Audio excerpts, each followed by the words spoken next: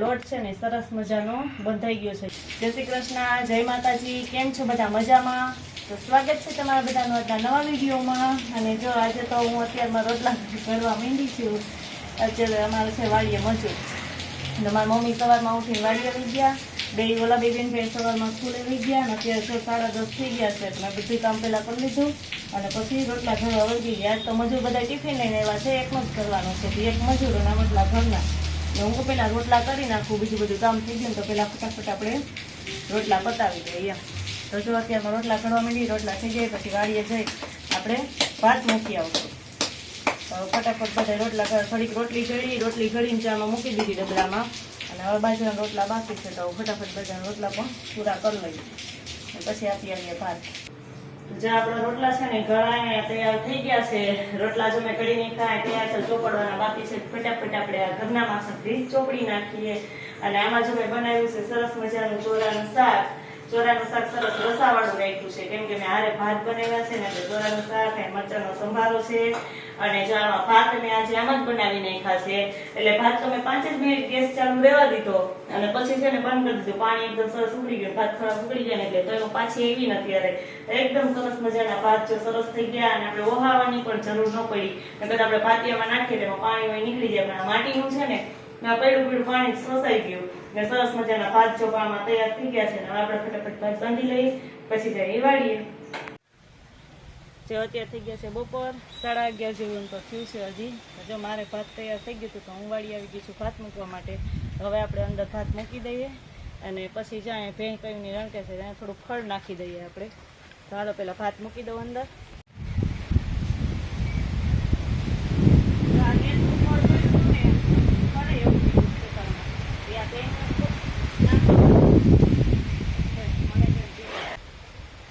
સરસ મજાની આપણી 2 કુંડી ભરાઈ ગઈ છે તાજા તેલ જેવા પાણીની। વાડીએ તો પાણીનો બનાવતો જ હોય, ઘરે પાણી થઈ છે વાપરવું પડે। અત્યારે ચોમાસામાં વાંધો ના આવે, પણ અત્યારે જો પાણીની હમણાં આટલી મોટર ચાલુ કરી અને 2 કુંડી સરસ મજાની જો ભરાઈ ગઈ છે। ને હાલો અમારે ધુવાડી કરવા માટે, ત્યારે ધુવાડી કરવી ને તો થોડો કડવો લીમડો લેવો છે। અહીંથી કડવો લીમડો છે તો લીમડો તોડી લઉં।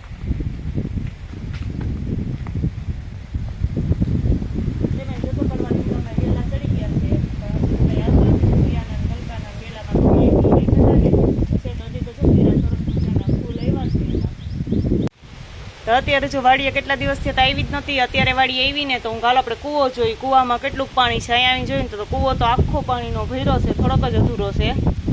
તો આપણે કૂવામાં જો કેટલું પાણી છે, તો જો અમારો કૂવો છે ને આખો પાણીનો ભરાઈ ગયો છે, થોડોક જ અધૂરો રહ્યો છે, બાકી આખો કૂવો જો પાણીનો ભર્યો છે। અત્યારે ચોમાસામાં તો હું નવા પાણી આવે જ એટલે પાણી ઉપર આવે એટલે આખો જો કૂવો છલકાઈ ગયો છે। અને એમાં કેવા સરસના જો સુગરીના માળા છે, બહુ મસ્ત માળા છે।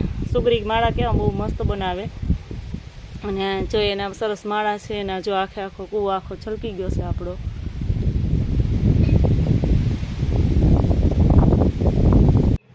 મારે જે તીખા ગાંઠિયા બનાવવા છે, તો તીખા ગાંઠિયા બનાવવા માટે મેં લોટ લઈ લીધો છે। 2 વાટકી જેટલો વાટકો છે ને 2 વાટકી જેટલો લોટ લઈ લીધો। હવે એમાં મસાલા નાખી દઈ, તો જો થોડુંક હળદર નાખી દઉં છું અને થોડીક ચટણી નાખી દઉં છું, કેમ કે તીખા ગાંઠિયામાં ચટણી કોઈ પણ હું થોડીક જ નાખું છું, કેમ કે આ 2 છોકરાઓને પછી તીખું લાગે એટલે। અને થોડુંક આપણે સ્વાદ પ્રમાણે નાખી દઈએ એમાં મીઠું, અને અજમા નાખવો હોય તો અજમાઈ નાખી શકીએ, પણ અમારે મીસુબેન અને પ્રિન્સભાઈને અજમા નથી ભાવતા એટલે મેં નથી નાખ્યા। આ બધી મસાલા નાખીને આપણે એમાં મિક્સ કરી લઈએ, અને મિક્સ કરીને પછી આપણે લોટ બાંધવા માટેની તૈયારી કરી લઈએ। અહીંયા જો બધી લોટ ગાંઠિયા કરવાનો બધો સામાન મેં લઈ લીધો છે, કઢાઈમાં તેલ લઈ લીધું છે, અને હંચો ને જારો ને એવું બધું લઈ અને અહીંયા મૂકી દીધું છે। લોટ બાંધવા માટે જો અહીંયા આપણે પાણી લઈ લીધું છે વાટકીમાં, અને પાણીને એમાં 2 ચમચી જેટલું તેલ નાખ્યું છે, વધારે નહીં પણ 2 ચમચી જેટલું તેલ નાખી અને પછી સેજ અમથો આ ખાવાનો સોડા લઈ લીધો છે, જે આપણે ભજીયામાં નાખીએ ને એ જ સોડા, પણ સેજ અમથો લીધો, નકર તો એકદમ ઓલા કઠણ ન થાય ને એકદમ પોચા થાય। હવે આ મિશ્રણ જે આપણે કર્યું ને એને મિક્સ કરી દઈએ અને સેજ અમથામાં લીંબુનો રસ નાખી દઈએ। આપણે આમાં ડબ્બીમાં લીંબુનો રસ હતો જ, તો સેજ લીંબુનો રસ નાખી દીધો, અને પછી હવે મિશ્રણ છે ને એને એકદમ ભેગું કરી હલાવી અને પછી આપણે એનાથી લોટ બાંધી લેવાનો।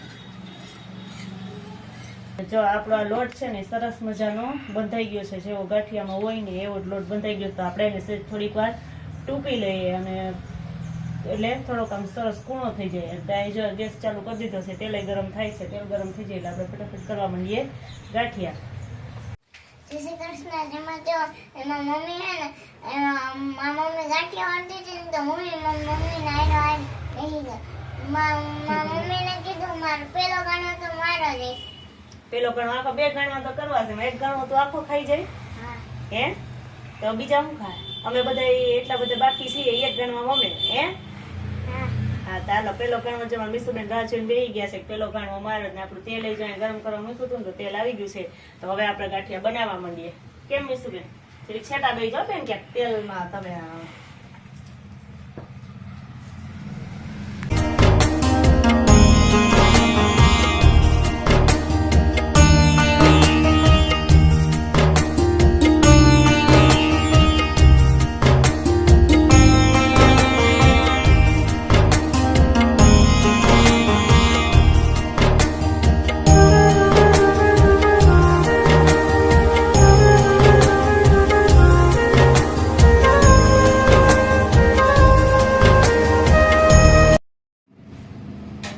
તો અમારા ગાંઠિયા જો સરસ મજાના બનવા માંડ્યા છે. ગાંઠિયા બની હોતે ગયા. કેમ મીસુબેન? એક ઘણો જો અમારો થઈ ગયો છે અને હવે એમાં કાઢી લઈએ એટલે મીસુબેન ફટાફટ ગરમા ગરમ ખાવા માંડી કે હા હે મોઢું ભરી જાવ ગરમા ગરમ ખાઈ તો. બરાબર. તો જો સરસ મજાના ગાંઠિયા અમારા એક ઘણો થઈ ગયો છે. હવે બીજો ઘણો કરી લઈએ અને ગાંઠિયા સરસ બની ગયા છે. હવે મીસુબેન મળશે ખાવા અને તમારે કોઈને ખાવા હોય તો આવી જાજો કે હા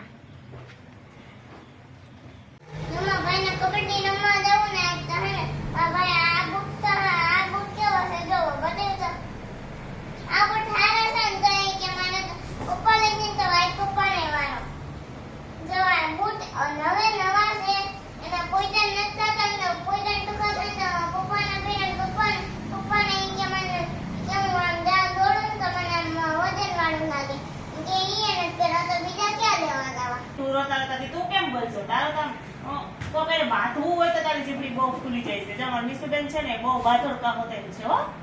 બાથવાનું તો એને મારી એને એવી બાતે કા ભાઈ રે બાતે ભાઈ રે પપ્પા રે બધા રે બાતે દાદા રે બાથવા તો જોઈએ રાખા કરે. બાથોડ કી તો સોચ બાથોડ અને ભાઈ હે ને આઈ બુટ હે ને આઈ નથી પપ્પા ના ભાઈ બુટ નથી કેવા એ તો ભાઈ કે માને પપ્પા કે આને જાય એના પપ્પાને કહી દીધું ના જી ચાલો મીસુબેન છે ને